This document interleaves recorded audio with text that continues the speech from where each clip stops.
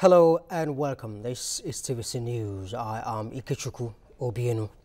President Muhammadu Buhari is putting security chiefs on their toes. He has warned that any lapse leading to the abduction of school children again in any part of the country will lead to a review of their appointments.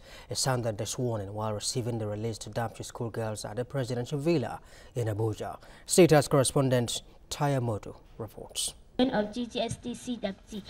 On behalf of all of us, we want to thank you for saving our life and bringing out of life. God bless you, sir. It is with some relief that President Muhammadu Buhari receives at the presidential villa the Dapchi girls recently released by Boko Haram.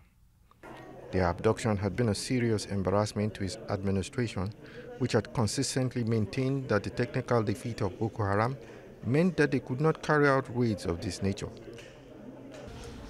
It is not surprising that President Buhari reads the Riot Act to his security chiefs, warning that any lapse in security which permits this kind of operation will in future not be taken lightly. The security services have since been directed to put in place further measures around all schools vulnerable to attacks to ensure the safety of our pupils, students, and teachers and school workers. I have tasked all the security agencies to work to ensure that we do not witness any reoccurrence of these incidents. Security chiefs have been warned in clear terms that any lapse on their part will be viewed seriously. The negative and sometimes inflammatory comments the abduction of the Dapchi girls had prompted in the public space is not lost on the president, and he warns that government will no longer tolerate groups or individuals who trivialize security issues for politically motivated ends. May I also warn against those elements who have chosen to make political fortune of our citizens' misfortune.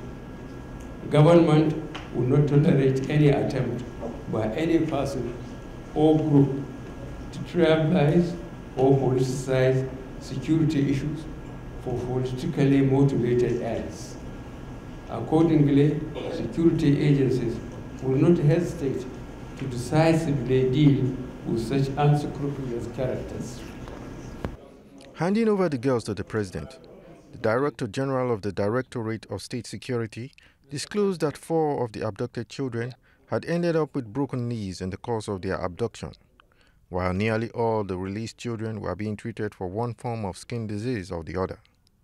He noted that the only condition negotiated for the release of the Dapchi children was a ceasefire and safe passage for the insurgents in order to ensure the children were brought back to Dapchi.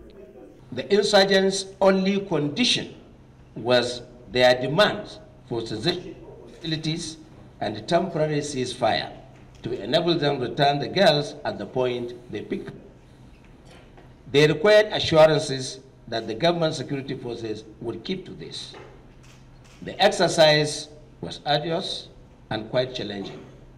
The sensitivity of the operation and some uncertainties surrounding it, particularly routes to be used, nature of transportation, realization and concern that the girls were not kept at one place, issues of encountering military checkpoints within the theater, and indeed keeping the operation on strictly the principles of need to know, made the whole exercise more complicated. 105 out of the 111 girls initially abducted were released, along with 2 primary school children.